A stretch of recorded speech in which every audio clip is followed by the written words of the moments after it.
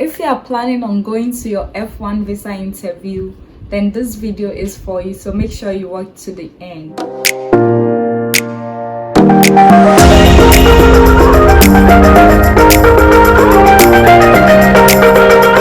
Hi guys, welcome back to my channel. My name is Patricia and I vlog about my life as an international student here in the USA. If you are new here, welcome back to my channel. If you're a returning subscriber, I so love you because you people have been amazing, and thank you for having my back and coming back to watch me every time. I know I haven't done a lot of sit down videos in a while, but I've got so many things planned for you, and stay tuned.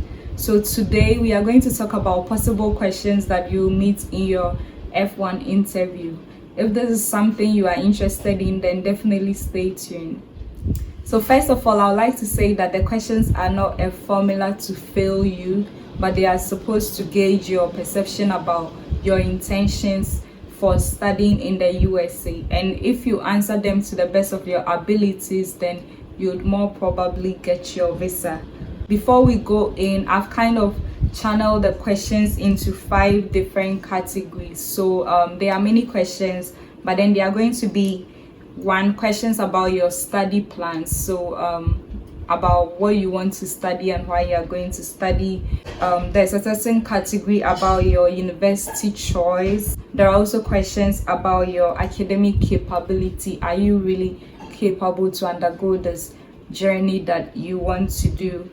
And questions about your financial status, because studying in the US is expensive. So how are you going to fund your studies? And then also questions about your post-graduation plan.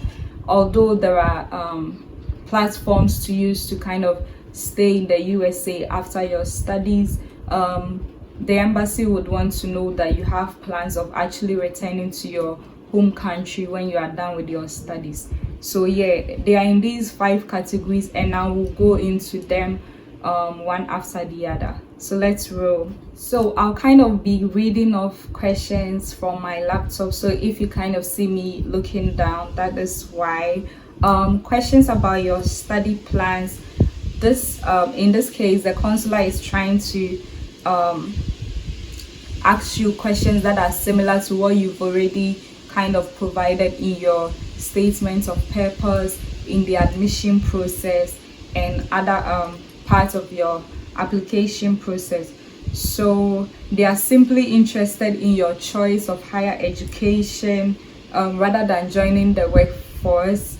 They are also interested in your choice to study in the US versus your home country. So we all know there are various universities in Ghana, in Nigeria, in wherever you are watching me from, but why are you choosing to study in the USA? So these sets of questions kind of ask those details. Yeah, so bear in mind that you may not be asked all these questions, but then the questions that will be asked will probably come from these places. The first question you would probably be asked is, why are you going to the USA?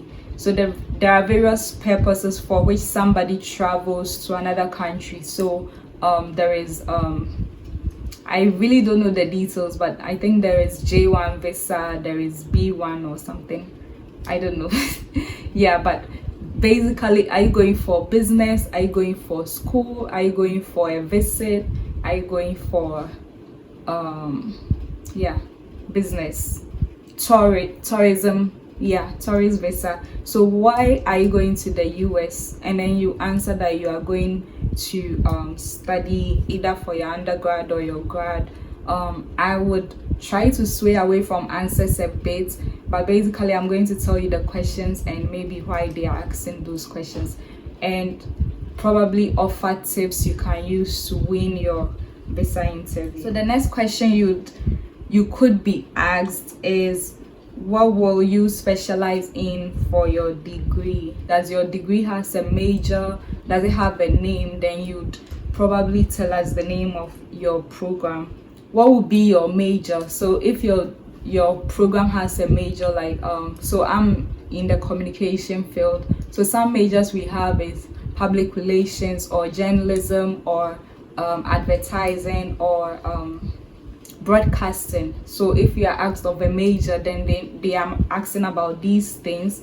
Or if your department doesn't offer majors, then you would probably tell them that your department doesn't offer majors, but then you get to choose courses that fits your interest. Another question you may be asked is, where did you go to school now? So in this one, they're asking you your current school or your past school. So I went to the University of Cape Coast. If I'm asked this question, then I'll state that. So another question you probably be asked is, who is your current employer, or what do you do? So with this, they're asking you, what are you doing right now? Are you working? Are you doing your national service? Are you doing your National Youth Corps? Are you an entrepreneur working on your own, or you are at home? Like, whatever the situation, you have to tell them. And mostly what they do is that they are trying to judge your plans after graduation, although this question isn't really under that, but then they are trying to gauge that from it. They are also trying to see if what you do currently is related to what you are going to do with your master's program, particularly in this case. Yeah. Another question you could be asked is, why are you planning to continue your education? So here you are supposed to give your motivation, what drives you to pursue further education, and more probably link it to your career goals and maybe what you are doing currently. Can you not continue your education in your home country? That's $1 million question. It depends. How will this study program relate to your past work or studies? And like I mentioned previously, they are trying to see the connection between what you are doing currently versus what you'll be going to do. So if you are answering this question, then you would want to mention if the program that you did in undergrad is the same that you are going to do, or in the same vein, then you'd want to mention that. If it's not, and then you've kind of veered to, you may want to mention that and explain why. And particularly if you are in the field of employment, so let's say you studied actuarial science, but then you are working as an architect or something, and then the program you are going to do is in architecture, then you may want to link how your work and not your former studies, which is like a deviation, relates to the program that you are now going to do. So these are the questions for your study plans. We'll move on to other questions. So similar to your study plans, what university you actually decide to study at is also of interest to the counselor.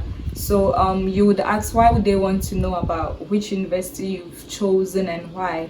They would like to know whether you are mainly trying to emigrate, like fly or Japan, or you are really interested in studying in the US and your choice for the university. So basically that's that. Or whether you were really invested in this process, whether you filled the applications yourself, you've been through it yourself, you are invested in it, or maybe somebody did it and you are just here for the interview. So these questions are trying to judge your investments in your choice of university and then the course. Also, there are various levels of universities in the USA. There are schools that are ranked, schools that are not ranked. There are community colleges, there are state colleges, there are private colleges. So they would like to know which school you chose and whether you are just choosing any school because you just want to go to the USA, or you really invested time and effort into the school that you chose. And more probably higher ranked schools are kind of regarded more on the interview. So like if your school is very highly ranked, you probably get your visa than if it was a community college that nobody knew about, especially for you being an international student. Yeah, so without further ado, let's go into the questions. So they would ask you, how many colleges did you apply to, and then you mention them. How many schools did you get admitted to, or how many schools rejected you? So these three questions are trying to gauge whether you apply to multiple schools, or you just apply to one school? And whatever is your case, you answer that. Have you been to the US before? This is a very crucial question. It kind of tells on your return plans. So if you were in the US before, either on visits or holiday, or you came for an exchange program, and then you are in Ghana or Nigeria or wherever you are watching me from now, then it's more probable that if we give you this second visa, then you go to the USA and come back. So being to the US before is kind of a bonus. But then if you haven't been to, for me, I hadn't been in the US before, so I was plain and mentioned that no, this is my first time going to the US. So if you have been, then yes, tell them. But if you haven't, to tell them. Do you know professors at your university, and what are their names? So like I mentioned, this is supposed to gauge your level of investment in your choice of school, and whether you really know much about where you are going, because any rational person would not just get up and want to go to a place without finding out a lot of information about the place you are going. So if you are really going to school A, then you should know at least your graduate coordinator's name. You should know one or two faculty. The courses you are interested in, you should know at least one or two people that are professors for those courses. So you should definitely, don't say no, you should definitely know some professors in your school. You should have interacted with somebody at the point of you going to the interview. What city is your school located in? And this question again is judging how much you know about the school you are going. So is your school located in Normal, Illinois, like my school is located at? Yeah, so tell them the town plus the state your school is located in. Take for example the town Bloomington. Bloomington is in Indiana, it's in Illinois, it's in some other place I don't know about. So you would have to be specific about the location, and making them know that you know the town your school is in is like you are really prepared to go study in that location, and not knowing kind of presents a self that you really aren't that much invested in your school. So these are the questions about your university choice. We'll move on to the next set of questions, which are questions about your academic capabilities. So just as in your application process where you had to prove that you are really a good candidate for your school, and if they give you admission you are going to succeed as a student, the embassy also wants to know that you are going to the US to not be a misfit, that you really are capable of handling your education, you would complete it in the time allocated, like you have the tenacity, mental, everything, like you are prepared for school. Because especially for grad school is not easy, so they are coming to judge your tenacity and your capabilities for grad school, and basing on that to give you the visa. In these set of questions you are more probably going to be asked about your GPA in your last school attended, your GRE, TOEFL, and any other scores that you have. And of course, if you don't have GRE and stuff, don't worry, it depends. Some programs take, some don't, but they are basically gauging how a good student you'll be when you get to the US, to determine the likelihood of you succeeding as a student there. What was your previous GPA? So in your undergrad or in any other institution you've been in, what was your graduating GPA? And most probably you are able to tell from your GPA that, okay, if this person was able to graduate with, let's say, 3.6, then this person will do well in a US classroom setting. Another question that is very crucial here is, how will you manage the cultural and educational differences in the USA? I don't know if you've heard, but most of the times we make references about how the Ghanaian or African educational system is different from the Western world, and these are very true. They are not myths. Like, I've been in a Ghanaian classroom and I've been in a US classroom, and I can tell you the differences. So yeah, there are cultural differences, there are educational differences, and they want to gauge your mind on whether you know about these and what are your plans to kind of navigate these differences that may sometimes present themselves as challenges, at other times present themselves as opportunities, and become a successful student. If you know of them, fine. If you don't know of them too, fine. You can mention that it's a learning process, so you are open-minded and you are going to learn more about it. Like, the US classroom experience is very diverse, although it's relative, but I mean, there are lots of people coming from various places, so it's almost like you're going to navigate it together. You are going to learn something from them, they are going to learn from you. However you answer this question depends on how much you are a global citizen, how much aware you are of the other person. Things don't just revolve around you and your corner. So how good is your English? As you know, the official language in the USA is English, so you would have to be very proficient in English. And for us in English, West Africa, or let me say Africa, that's easier because from nursery to university, it's English that is used to teach us, so you are good. But if you come from, let's say, a francophone country or a Portuguese speaking country or China or India, then you have to prove that you really are good in English. And at that point, if you have your TOEFL score or your IELTS score or any other English proficiency score, then you present it to them if you are asked that. But Ghana, we speak English, so I would say I'm very proficient, although I may not have the native accent, but I'm pretty good.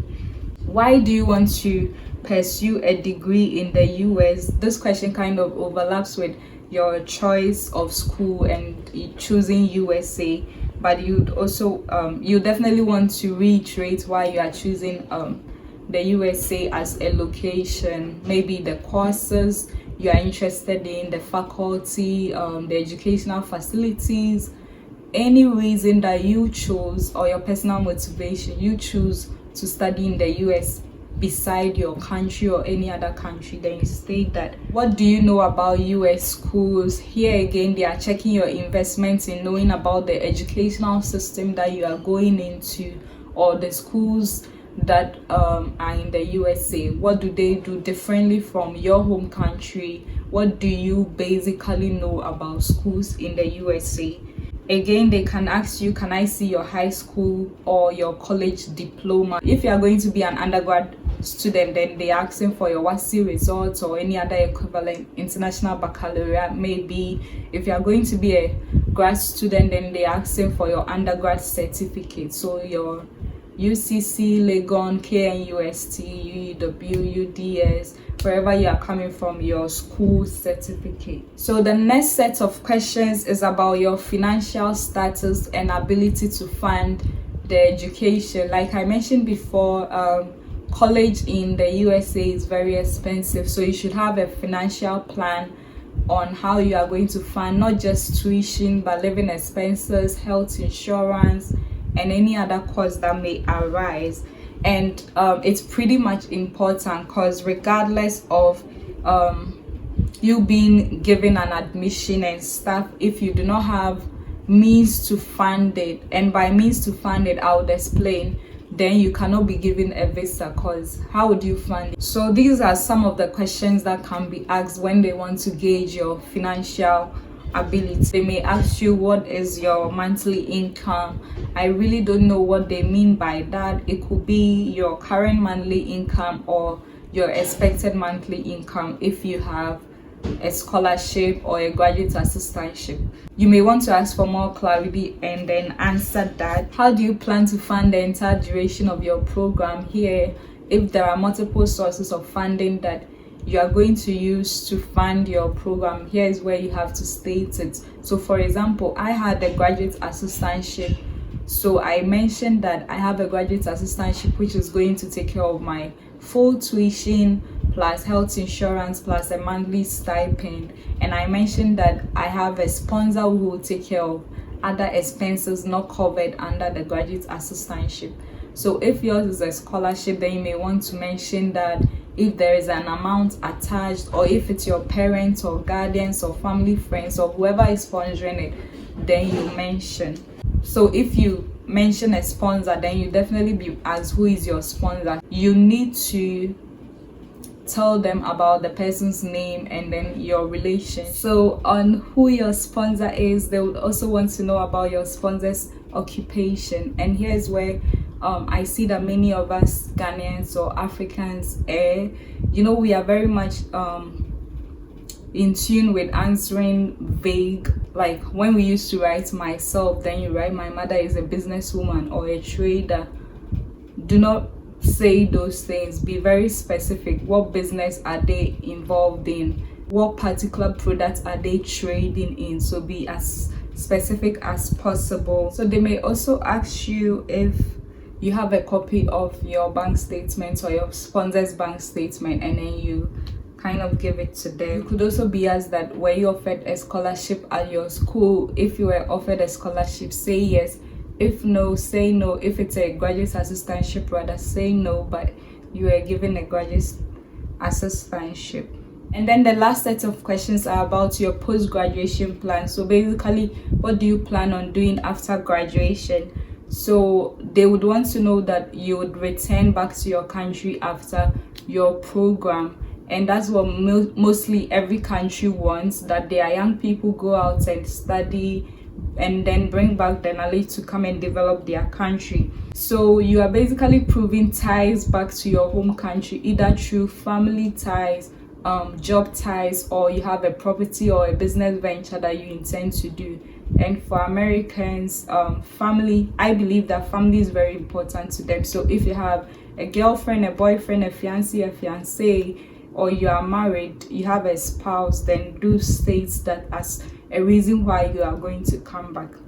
If not, and there's a job available for you and stuff too, then you do that. So they do that by asking these questions. For example, do you have relatives or friends in the USA? So I would say the answer that to the best of your ability and be as truthful as possible. What are your plans post-graduation? So this is a general question that is tossed out there, and you are required to give them what you are going to do after graduation.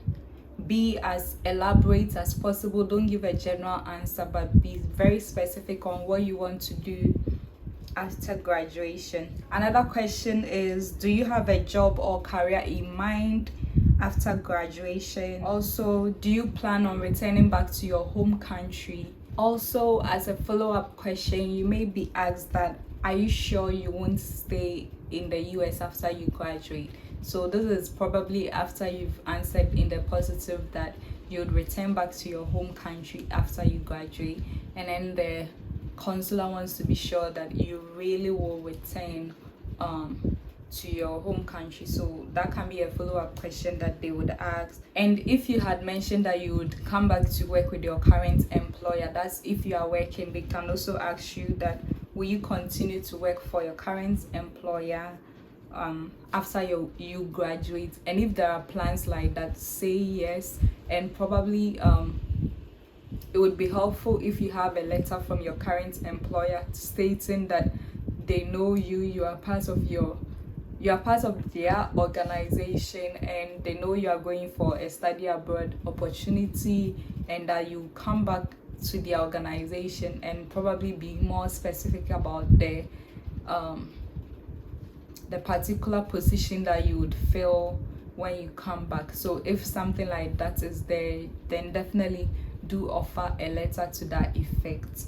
If not, to answer it to the best of your ability. So this brings us to the end of the questions. While this may not be an overly exhaustive list, I've tried my best. If there are other questions that I couldn't mention, and you've already kind of attended your visa interview and you were asked some of these questions, then definitely do put them in the comment section so that other students who come may see these are the questions that may be asked. If you are not attending your F-1 visa interview and you have questions for me or questions for people in the comment section that I will be answering, then definitely do put that. Also, if you have videos that you want me to do concerning studying in the USA, then do input that as well. I'll leave you with one tip. One tip I have is that be as concise as possible, but at the same time open. Elaborate when you need to, but don't elaborate too much. So kind of answer the questions to the best of your abilities, and with God or whatever that you believe in, you are sure to get your student visa. So I wish you luck to those who are now going for their visas, and till I come your way again, it's Patricia here. Thank you for watching. I'm so grateful. Bye.